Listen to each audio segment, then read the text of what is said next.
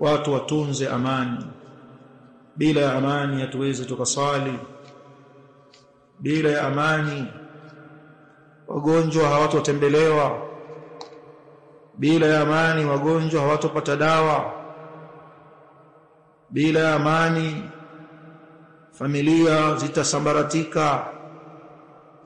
Bila ya amani haitotekelezwa mikataba wala hayatotimia maagano. Bila amani utafutaji wa riziki hauwi ni mwepesi. Pasipokuwa na amani huenda wakaingia wanawake katika ujane. Bila amani huenda wakaingia watoto katika uyatima. Bila amani huenda zikaporwa stahiki na mali za watu wengine. Kwa hiyo kuna haja zaidi tuzungumzie amani.